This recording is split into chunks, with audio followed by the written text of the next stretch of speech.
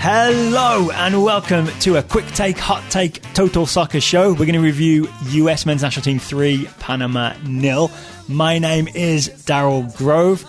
I'm in Tampa, Florida with George Quraishi. Hello. Hey, am I quick or hot today? Are you quick or hot? What do you mean? Well, which take am I supposed to have? Oh, both. You got to do both at the same time. I didn't prepare for this. Okay. So it's quick because we just watched the game, maybe 10 minutes ago at this point because we had to set it up.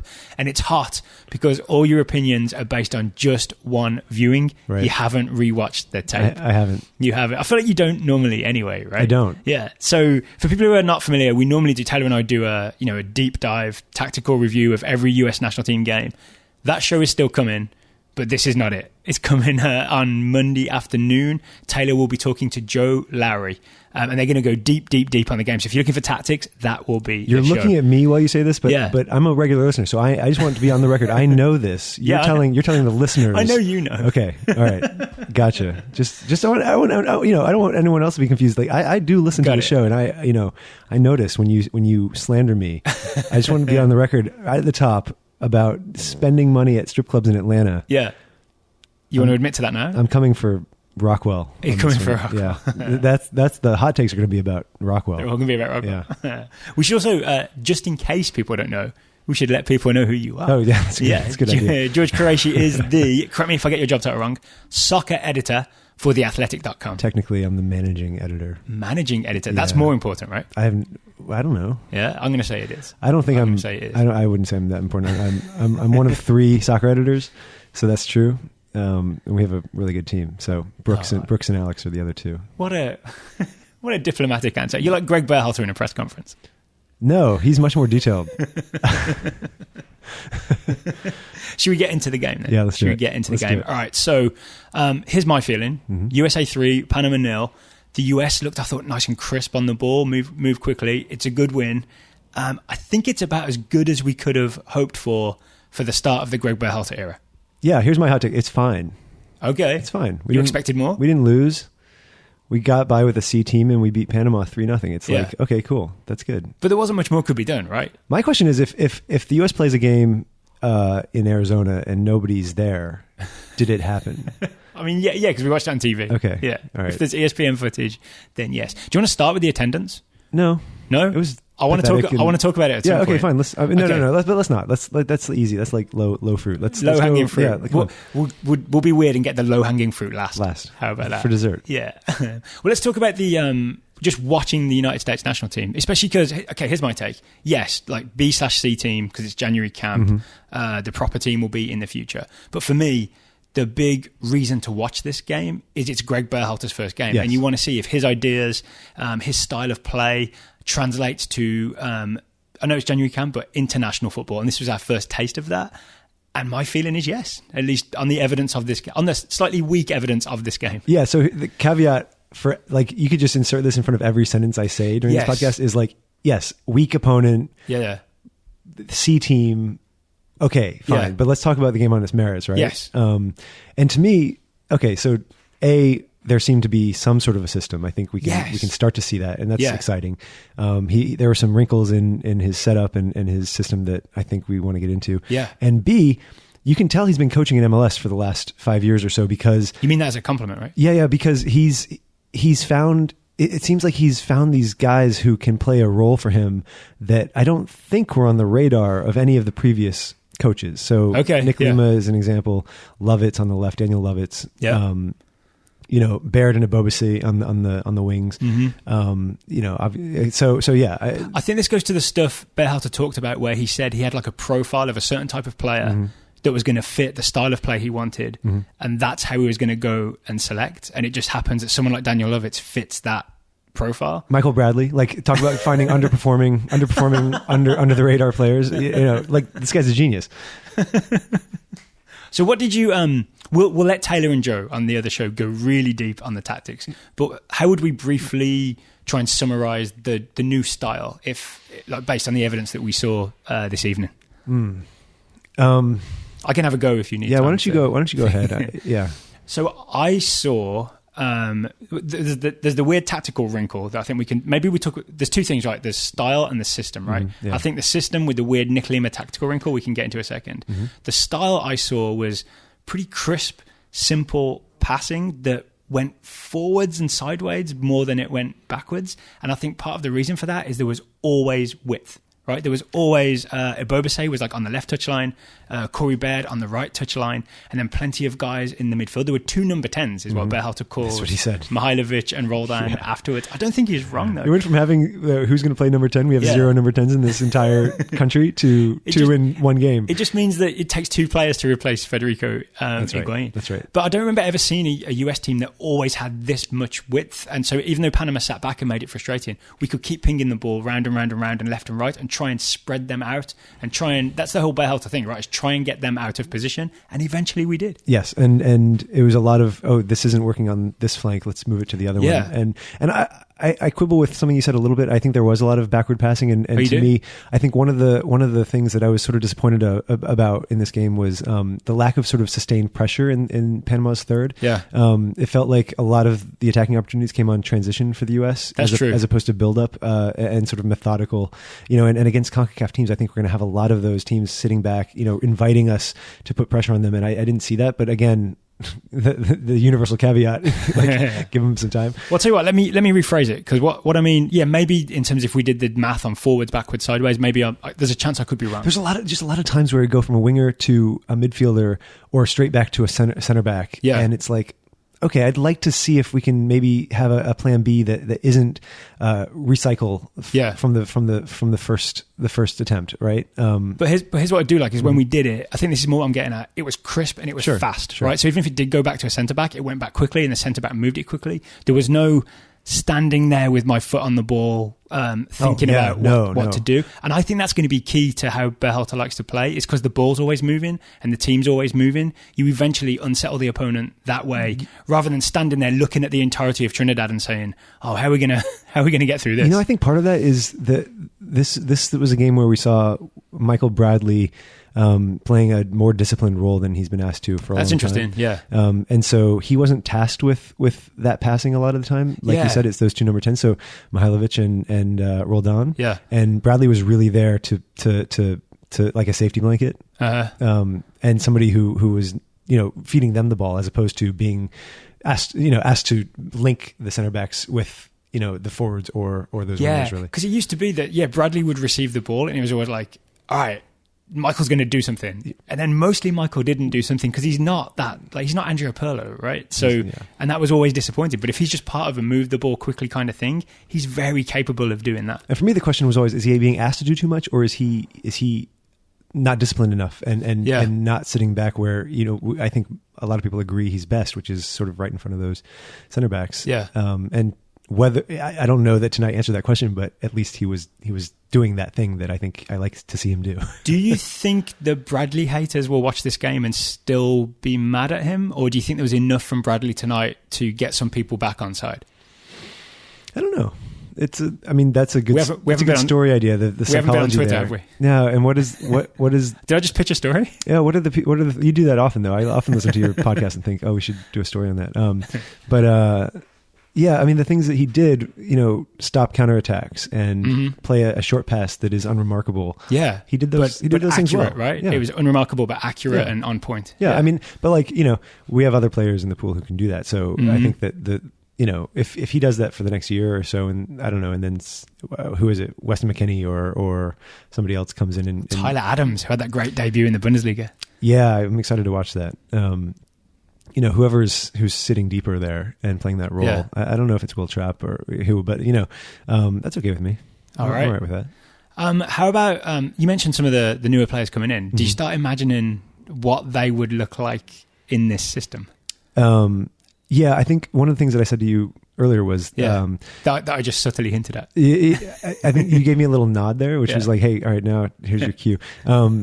What I was saying was, we had so many chances. It's a weird mix of transparency and not transparency at the same time. We had so many chances coming down the flanks, right?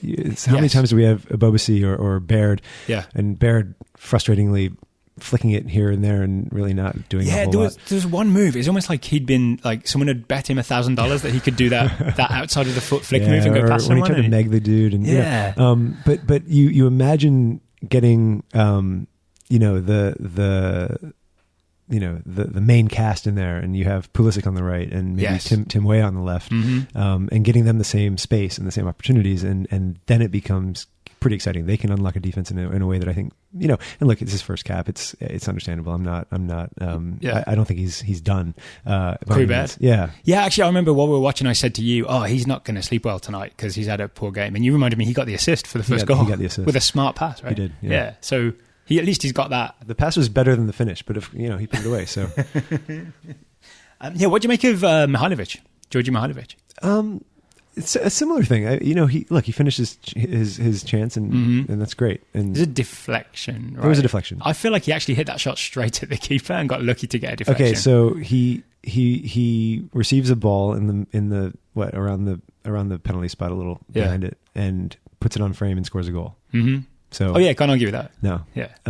I saw Zardes put the ball over a few times. I mean, so, he scored a goal. He put it on frame.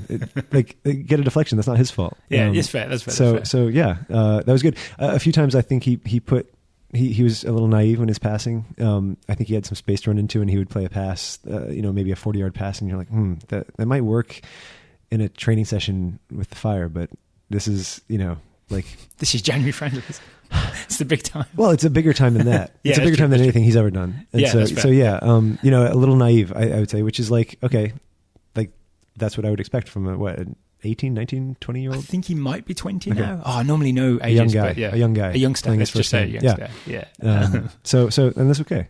All right, let's talk about Jassy then, because you mentioned him. He did a lot of running in the box, did a lot of hold-up play and like layoffs, and he found chances, which is, the hardest thing as a striker is to find chances. Yeah. But he did not finish those chances. No, he didn't really even come close. That was disappointing. But I guess disappointing if you expect Jesse Zardes to finish those chances. I think that I kind of did, because I've been so impressed with what he was doing in Columbus, and I thought, the Berhalter connection, I thought this was his chance to shine. Like, I would have bet good money that if he stayed on for the majority of the game, he would definitely end up scoring. And even the Walker Zimmerman goal from the Nick Lima cross, I think Zardes was maybe a yard away from Zimmerman when Zimmerman jumps. Like that could have been his goal. See, that's true. This is another game where I want to go back and watch those goals and see where Zardes is, for instance, on that Mihailovic goal, for instance.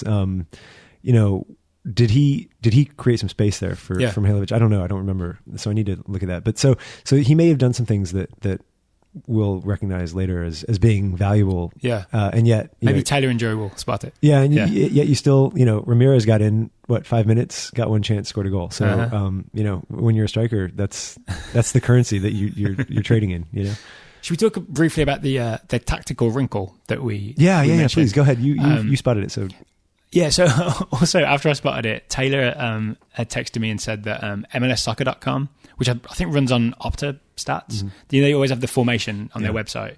And apparently the formation changed 4 different times because someone at, I assume, Opta was trying to figure out what on earth, what is the shape that the US are playing. My opinion was that it was a very simple, in defending the ball, which we didn't do that much of, but occasionally, very simple, tight, compact 4-4-2, right? Which I've seen Columbus do a lot, including against DC in the playoffs, I think. And you just keep it compact and there's no way you're coming through. It's a really simple shape to defend in if you do it right? Then as soon as we got the ball, it turned into...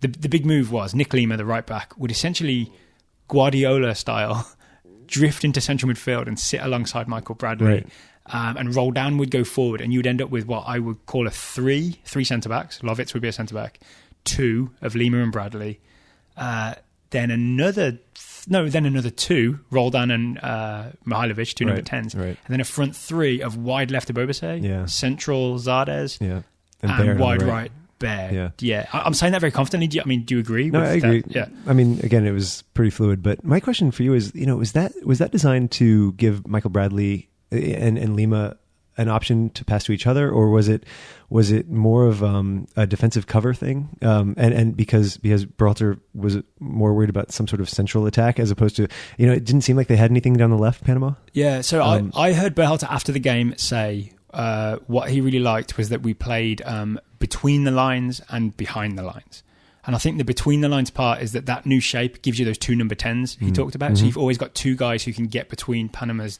defensive line and midfield line. So that was a way to free up another player to move forward, because what we've been used to is Michael Bradley and maybe Jermaine Jones in that spot as permanent defensive central midfielders. And that always frustrated me because it felt like it was extremely cautious. Yeah, I think that's true.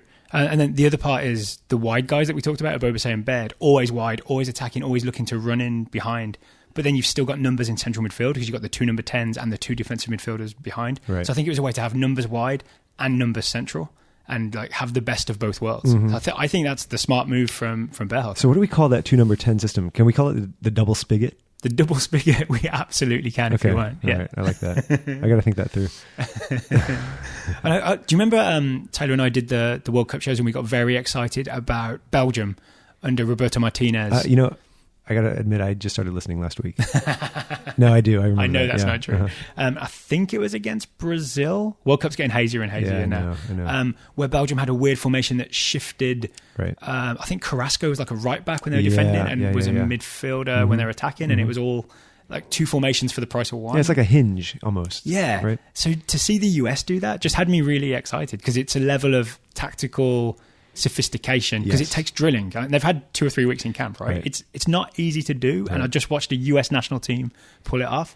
That has me excited. Yeah. It would have been nice to start doing this a year ago. Maybe we should have hired Berhalter. Oh, that's what you mean. Maybe a few years ago.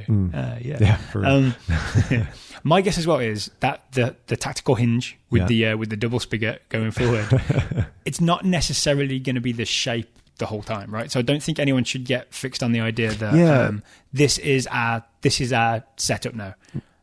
But I do think the style is the more important thing. Yeah. Does that make sense? I feel like I'm going to be preaching this, but that's what I really feel strongly about Berhalter is it'll be the style of moving the ball quickly and keep moving the ball around to unsettle the opposition. But then the shape that, as in basically up to every time there's a game, they'll have to spend the first 10 minutes figuring out what it is. It'll be dependent on the opponent and on the personnel that Berhalter has, right? I mean, because I try to imagine, okay, how would, if we had Wes McKennie and Tyler Adams available and it becomes there's some questions there, right? Who gets in, who's left out, what shape are they in, and who's, and are either of those players capable of playing high enough up the field in a passing role? Because what I like about McKennie is how he makes those late runs. I think what I like about Tyler Adams is how he's available for those center backs to receive the ball and then go. So I could see McKennie in the same role as Roldan tonight, which had a bit of central midfield likeness to it, and then a bit of attacking midfieldness to it. That if we had the same shape, I think I could see McKennie doing that. Tyler Adams, actually, I'm not predicting this. I'm just thinking out loud. At that right back role, yes, he could do that Nick Lima role perfectly. See, I have a hard time seeing Yedlin play that role. I don't see him moving into the center midfield. So Taylor tweeted this, and I think I said it to you while we were watching. I steal all my best ideas from you. So. I wasn't accusing you of that. I was just thinking that. But yeah, the way that Lima went and played central midfield and made short, smart passes, Yedlin is not capable of that. I mean, he literally gave away a goal against Chelsea for Newcastle by just failing to complete simple passes. So if he was up late watching this, because it would have been about 1 or 2 a.m. in England. He may be able to do it against Panama. He may be able to do it Panama and against Chelsea Panama. are slightly different. But yeah, no, I agree. That's an interesting, because you guys have been saying for a couple of years, Tyler Adams at right back. And I never saw it. I thought, he's so comfortable in the middle of the field and so he ranges so far. I'm less sold on it now, I think, but especially when there was a desperate shortage at right back. You said he played today for Leipzig. For Leipzig. He played as like a double pivot in central midfield. So he's not. It looks like he's not going to be playing right back for Leipzig. But I thought maybe my argument was that instead of Graham Zusi during the World Cup campaign, it should have been Tyler Adams. I think he would have done a great job. Yeah, we need a time machine. I think Zusi did a decent job. All right. Decent. I mean. I was always worried about him getting beat over the top. Well, all I'm saying is I don't think that one switch would have changed the fate of the U.S. national team. That's true. There were bigger concerns, right, than who the right back was, I guess. Yeah. Anything else you want to talk about stylistically, tactically, player performance? Anything else from this game? What do you think? What do you think the forward like sort of depth is right now? Like what does the depth chart look like? I mean, for center forward, yeah. Who's the if everyone's healthy, everyone's called in. Who's the starter? I would argue it's Josie Altidore. You think so? I think he was. I mean, I think he is still the best striker, and I think you'd see more of that in a system that works. I still think he's an excellent player who just he hasn't got like that raw talent to rescue a terrible team, but a functional team that he can slot into. I think he'll absolutely produce and score goals. So I would say it's still Josie Altidore. Okay, and then it's maybe Bobby Wood, Josh Sargent. And I don't know, after that, Jordan Morris was invited to camp, at least to visit, but we don't know what he looks like with his post-surgery And what does Ramirez have to do? He's got to be in there, right? I mean, he's got another game, maybe against Costa Rica. But I like him. Same, yeah. I liked his huge smile after he scored. Yeah. Yeah. That's interesting. So it's weird, right? We could name a lot of players, like Jesse Zardes as well. Abobase is technically a centre forward, not a left winger. I'll say two things that stood out to me about the goalkeepers. Yeah, Stefan didn't have much to do, but then he played that really, really bad. He rolled the ball out to like. It was just. I saw him starting to do this, and from like. In like slow motion, I'm like, no, and he rolls the ball. It's intercepted, obviously, and turns into an attack for Panama. And then he's subbed out, and Sean Johnson gets the ball and immediately plays this really low, driven volley. That I was thinking, the camera was pretty zoomed in, and I was like, "Whoa, where is this going?" And it found. We'll talk about why that was later, right? But it found an attacker, and could have. Who was that? It was Jonathan Lewis. That's right. It found, who we should talk about as well. But yeah, it was a great ball. It really was. And those are the two moments from the goalkeepers that stood out to me. And there was the save that Stefan had a save with his wrist to his forearm. Right. Yeah. So Yeah. But Johnson's pass was Ederson-ish or Alisson-ish. Yeah, distribution-wise, maybe Man City bought the wrong goalkeeper. Well, they probably get the NYCFC keeper pretty easily if they want to. Right? It's just a bit of paperwork. The one thing I'd say is that Zach Steffen moment when he rolls it out, but it's intercepted by a Panama player because it's a terrible throw. One thing Berhalter had talked about is... minimizing mistakes. And I did notice that even though Stefan made that mistake, it was immediately dealt with, right? And we ended up giving away a free kick. I can't remember who made the tackle. If we did the rewatch, we'd know, right? That's right. But we put a stop to that immediately. Yeah. You know what I'm saying? And I think that gives me a lot of confidence that any mistake like that is sort of like, we're going to deal with it. But again, I'll say what I said during the game, which is that a better team would have punished us several times for bad things that we did that were just unnecessary. And that's usually the case. But yeah, I think a better team that would have been back. Against Mexico, maybe that's a goal within 10 seconds. Well, hopefully by the time we play Mexico, we'll be much better. Yeah. Can we talk? We have like 3 months, 4 months. Yeah, we've got a while. We've got a while till hopefully the Gold Cup final, right? Assuming things go well. Hey, this is Daryl interrupting both myself and George to tell you about today's sponsor. To paraphrase Larry Sanders, no skipping, because this ad might get you into a US men's national team game for a price you're willing to pay. You guessed it. Today's sponsor is SeatGeek, the ticketing app that makes it easy to buy tickets to all kinds of events. They do that by aggregating available tickets from the most reliable sources, so you get a seat at a great price and a ticket you can trust.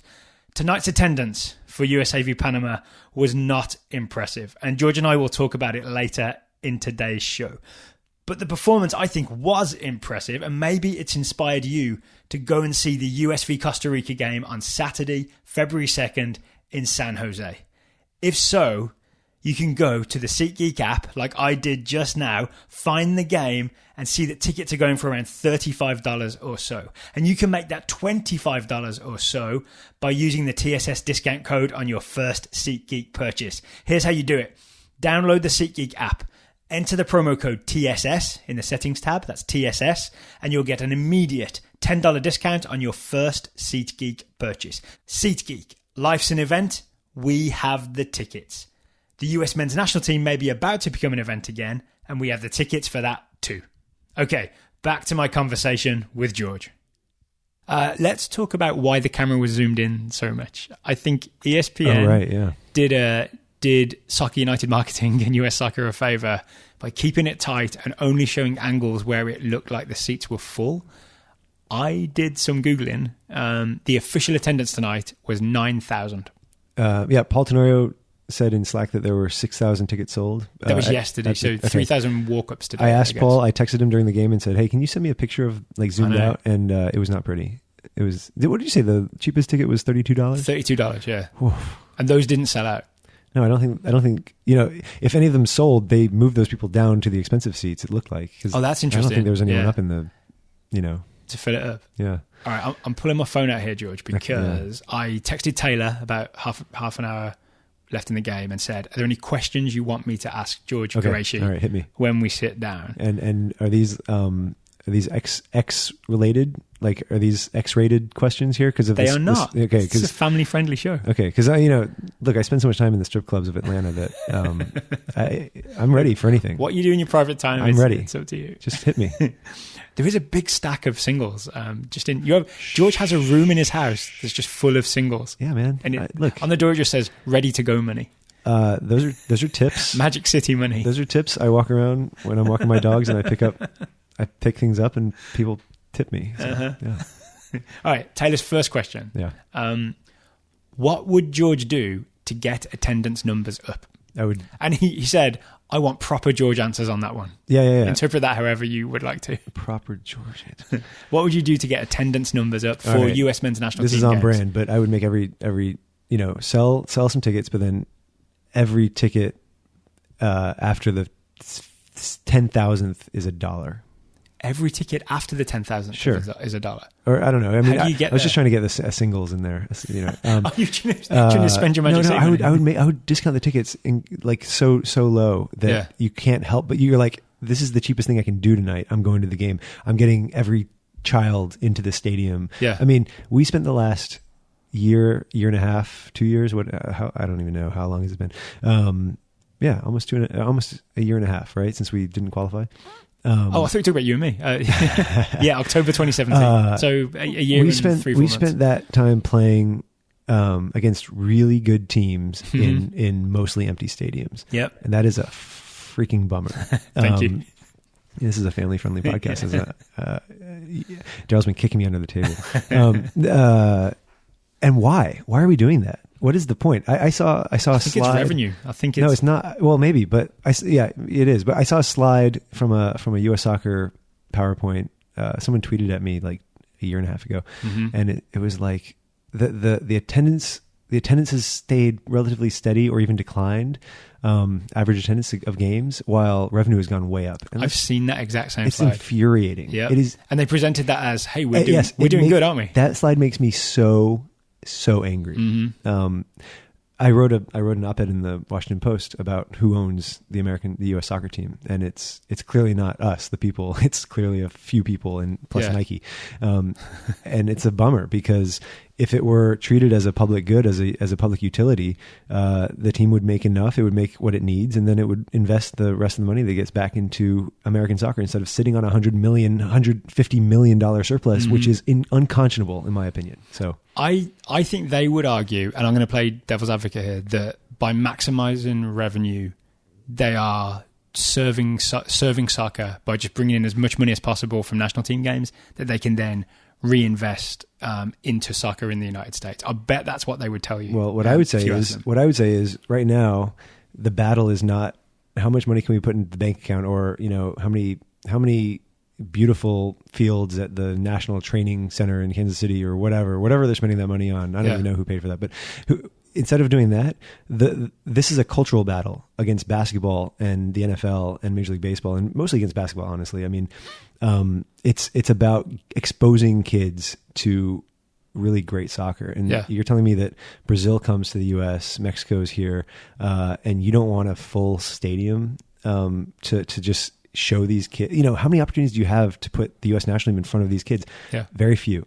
And honestly, you're digging yourself out of a hole right now because you failed to qualify for the World Cup. PR disaster. And so not only will we not have that boost that we're accustomed to getting every 4 years from seeing the U.S. on the TV, and the once every 4 years the U.S. national soccer gets on the cover of Sports Illustrated, and Wheaties boxes and whatnot. But we're not even getting that. And so now you're also pricing most people out of seeing their national team play. It's just, what is the point? Why?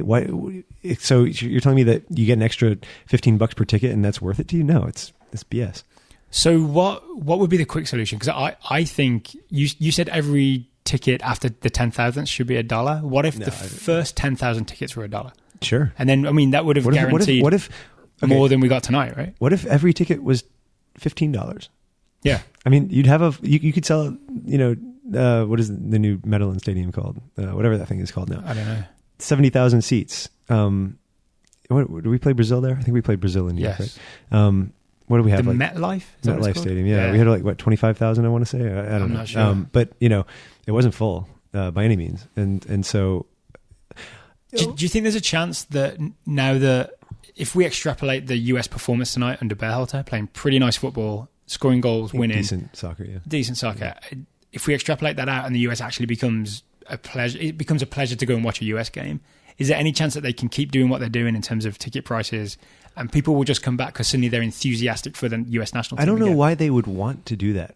So the interesting thing about something that I've heard about the stadium in Atlanta that they did was they priced concessions really low. And so people were going and buying more stuff because they weren't like, oh, this beer is $25. Yeah. I can have, 2 of them instead of 0 and not feel bad. And so they were making more money from paying from charging people less. And so, again, no, the point is not to maximize revenue for the U.S. national team. That is not the point. The stated goal is to improve soccer and improve the culture of soccer in the United States. And you do that by exposing more people to it and making it accessible. It is not explicitly not to, it's a totally misguided notion to think that the point of the U.S. Soccer Federation is to, charge as much as it can for tickets. And if the trade-off is fewer people see the game, but we make a little more money, that's a bad trade-off. That's a death spiral eventually, right? Because it's just not smart. Yeah. Final thing I want to say this, because I thought we should move on because we've eaten a lot of the low-hanging fruit. I'm feeling full. Is that you could also argue that from a marketing perspective, it's better to see a full stadium. You know what I mean? Like the Premier League, for example, is kind of marketed on like so the obvious passion to of me the fans and all that sort of stuff, right? It's like completely obvious. Why? It's not even an argument. It's duh. There we go. Let's end in agreement. All right. More questions from Taylor for George. What would George ask the coaches in the halftime interview if given the chance? So if you were Sebi Salazar, who does a great job. He does, right? We both like Sebastian Salazar. Yeah. I think he asked. It was kind of a nice specific question. It was, what was your favorite thing about the first half performance? Which is so much better than just thoughts on the first half, coach. That terrible one like that. So you can't copy Mr. Salazar. But what would you have asked? Berhalter? I can't actually answer that question because it's so for me, it would be so dependent on what happened in the first half. Yeah, okay. My frustration with those halftime reporter questions is usually that they're so generic that they could be asked no matter what happened. Yeah. And that's boring. Be specific. I mean, as an editor, that's what I'm always trying to get my writers to do. And so it's like, okay, I pick one play and ask the coach to explain what he saw there. I don't know. I mean, be specific and ask a question that isn't just a platitude or can't be wriggled out of by saying the same thing you would say to basically every other question that they're asked at halftime. So as an editor, you'd hire Sebastian Salazar to ask that question, right? That's the smart decision. Essentially. So Taylor also asked, you okay with all these questions? Okay. He said he'd like to know how you watch these games. Is he looking for individual moments, for players, for trends, or in just enjoying a game and seeing what strikes your fancy? Yeah, I mean, again, for me, it depends on the game. For tonight, there were so many new players playing in this team, and it was a new coach. So you and I spent a lot of time talking about the system and the shape of the players. Yeah, I'm actually surprised how much we talked about that. I'm hoping Joe and Taylor still have plenty, like a whole nother layer to go. I'm sure they will. They will if they see the game. They'll watch it again. Right, yeah. Joe was there for us, which is great. So he'll see it live, and I'll bet he'll rewatch it as well. Yeah, I think he will. Yeah. I'm sure he taped it. So, Joe's stories are always full of those screen grabs, so he has to go and watch them pretty carefully. In case people don't know, Joe writes for the Athletic. He does. He was at the game tonight. He lives in Arizona, and he was there for us, along with Paul Tenorio. So he was press passed. He was. Which means he did not add to the attendance, and neither did Paul Tenorio. That's correct. Although, I think they may have slipped him in there if they're saying the attendance was 9,000. I think they counted the press room as well and said, these guys were here too. Yeah. Sorry, what was the question? What do we watch? What do you watch for? Those things. I mean, but here's another way of phrasing it, because I think Taylor sent this in almost 2 texts. He's curious if while you're watching, are you thinking about potential stories, or are you just watching? Yeah, sometimes. Yeah. Like, what's the type of thing that it doesn't have to be from tonight's game even, like what type of thing would make you think, I should get someone to write about that? Well, I get story ideas from that, but I also I get more story ideas, I think, from then thinking about the game, hearing what people like you have to say about it. Other, not just us, places. Right? You've got other sources. Yeah, and and Paul, I'm sure we have a Monday morning call, our team, and I'm sure we'll just talk to. Actually, he's on the West Coast, so we have to move that back. But we'll say like, hey, what's interesting to you out of this? I mean, and he's seeing different things. You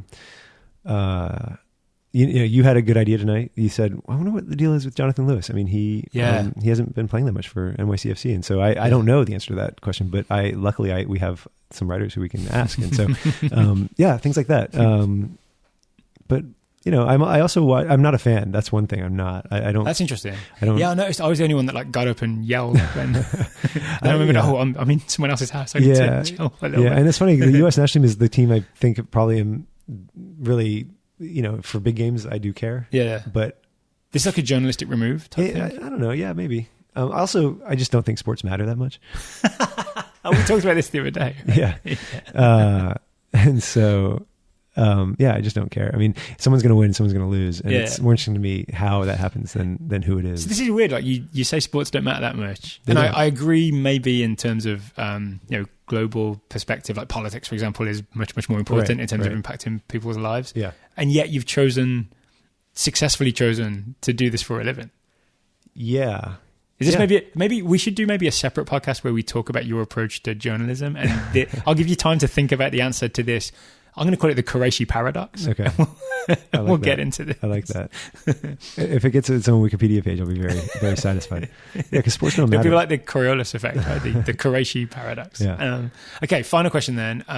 What sort of stories do you expect to publish in the next week, say, between the Panama game and the Costa Rica game? US men's national team related. And so essentially my question is, because I know that you don't want to be too specific maybe, because maybe you got some pitches, you got to say yes or no. I don't mind. Like, what are the stories that you think people will want to read about Berhalter, US men's national team, in the next few days? Yeah, I mean, look, so even though it's early on, or maybe because it's early on, people I think are interested in reading what someone like Joe Lowry has to say about how this team played, right? And so, every time I read Joe, I learn things. Even though I probably watched the same games that he did, it's okay. He's really looking at that with an eye that teaches me. Yeah. And so he's going to review this game for us in terms of like what are the big tactical things that he saw. And again, like he'll do that after the next game as well, and then we'll have some time to synthesize. What are we learning? What is the Berhalter system maybe for the U.S. national team? So we'll start digging into that. Yeah, we'll start putting some thought toward that, because that to me is an interesting idea. Like, you have all these individual games and then you have a body of work and it's always evolving. Yeah, more data. Yeah. And so we'll have that. We'll have Paul was out at the January camp for a couple of days. Paul got a shout out from Taylor Twellman. He did. That was great. That must have felt good, right? I didn't hear it. I forgot. My wife was asking me a question and or saying something to me, and you were like, "Hey George, did you hear that?" And I was like, "No." So that was great. Thanks, Taylor. Yeah. But so Paul was out at the January camp, and he, I think on your podcast called out Georgi Mihailovic as one of the outstanding performers, which was, it was nice to see him fulfill that tonight to an extent. And, he's working on a story about Georgi that actually it'll take a little while to be done. So it's not in the next couple of weeks. Yeah, because he's got an interesting story, right? He had that terrible injury. He was out for so long. And it almost felt like a surprise when he was called up because no one had really thought about him for a while. I think it was a surprise. And again, that's where Gregg Berhalter is like sort of finding these players who, aren't the people if you were to poll MLS fans, he might not be on that list of players at the top. But I think it goes to that player profile. Like Berhalter knows who he likes and for what reason and why it fits. And so it was always in the cards. Yeah. And so, and something we should talk about, I think this is interesting. Maybe this is a story. Let's say Tata had become U.S. national team coach. How what are the hallmarks of this, from this game at least, that stand out as being something that he definitively wouldn't have done? I'm interested in that. I mean, it's a counterfactual, right? But it's fun to play with. Yeah, and then I think I don't know. So it's going to be Paul. It's going to be Joe. For me, it's less. Sometimes it's about the story. Like, I know what I'm curious about, but it's also, as long as we have the right people coming to us with ideas, that's what we're paying them for. So Joe will have ideas. Paul will have ideas. Christian Dyer's been doing stuff on the national team for us. Matt Pizdraowski is our goalkeeper. Oh, that's interesting. And he ggets in touch with things to say all the time that I'm like, oh, I saw that game, but you're watching it from a totally different perspective. And maybe there's a potential goalkeeper battle for the number one spot between Stefan and Johnson that we might have to think about. I keep thinking about that one pass, and I was so impressed with that. Just, it wasn't just the execution of it, but it was he caught the ball and then he picked his head up and looked. He didn't look at the first line of defenders. He didn't look at the midfielders. He looked to a player who was playing in that front three. Yeah. And perfect, and played it straight to him. I mean, that was a very nice play. I mean, you can't. How valuable is that play? I mean, be like Tim Howard's long throw. I was just thinking about that. 2010. There were different plays. 2014, 2010. But like, think about how important the vision and execution on that kind of play can be. It's the difference between going out in the group stages and making it to the knockout rounds of the World Cup potentially. Yeah. Oh, all right. Yeah. I can't let us finish before a bit of a, not full disclosure, but just establishing thing. The Athletic has been... I am wearing a bathrobe. I wasn't going to tell anybody that. It's a plush fleece, very comfortable. I feel relaxed with Daryl. The big Quraishi. No, you were not the big Quraishi. You were the dude Quraishi. I can't wait. There's a sequel, I think. I think that's just going to be a Super Bowl ad. That's my guess. Was the date, the Super Bowl date? It was like this weekend or something. I think. I don't know the details. I'm going to be so crushed if it's not a sequel. Yeah, I think maybe either the Coens or Jeff Bridges are going to pocket a load of cash. I will abide. If it's where I was going anyway was to make clear that we know the Athletic has been a sponsor of the Total Soccer Show for many, many months. Not right now, but possibly in the future. I just want to make really clear that, like, George's appearance on this podcast, as with all Athletic writers, is in no way related to advertising. Right? No one from the Athletic ever says, no one from the Athletic advertising department or marketing department ever says, hey, you should have one of our writers. No, I do constantly though. Well, yeah, but then you're the editor, so that's true. It's fine. That's right? true. Yeah. And I did give you 2 Coke Zeros tonight. Yeah, so technically I've been bribed. You were bribed.